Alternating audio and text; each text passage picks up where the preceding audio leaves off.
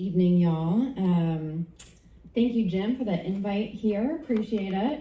I'm the executive director of a nonprofit called Heard 'em Say Youth Arts Collective, and we host a teen open mic over in Tampa, and are hopefully going to collaborate with the festival happening in November. So I'm excited about that, and was excited to come check this out. So I'm a spoken word poet, and a spoken word poem is just a story that rhymes a little bit, and so that's what I'm going to share with you all.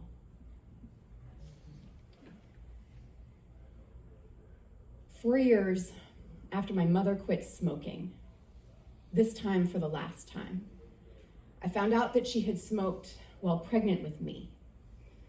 No explanation was offered other than everybody was doing it or nobody knew any better.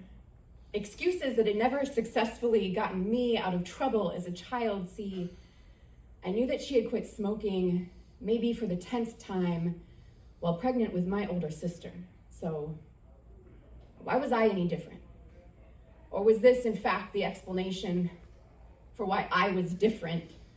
2 months premature, underdeveloped lungs, lack of muscle memory, stunted growth, life choked. By the age of 6, I was diagnosed with asthma.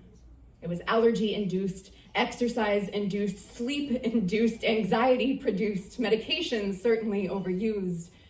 You see, most of my symptoms disappeared by my teens. So 4 years after my last asthma attack, my mother quit smoking.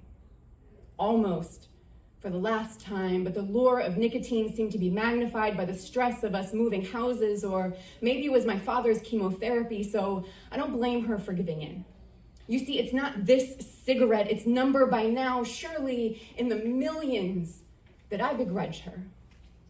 You see, I smoked my first cigarette at the age of 22.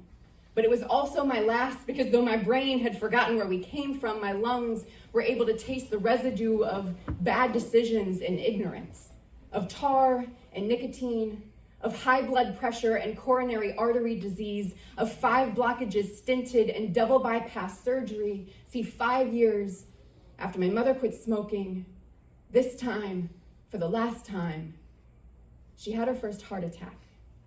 2 years and 3 hospitalizations later came the open heart surgery. See, this disease of the heart has stalked my mother through generations of family history, to the taste of tar blackened victory when she smoked her first cigarette at the age of 11. Eventually, it will kill her. As the cardiac surgeon explained, there are only so many veins that doctors can harvest from her body before her options run out.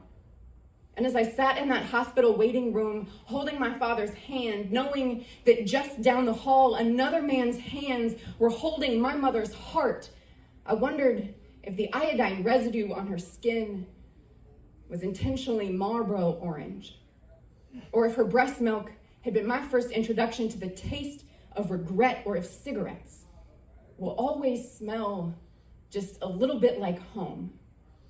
You see, I don't want to blame her for this unpredictable mixture of genetic predisposition and smoking that has led to the scar down the middle of her chest from where it has been cracked open.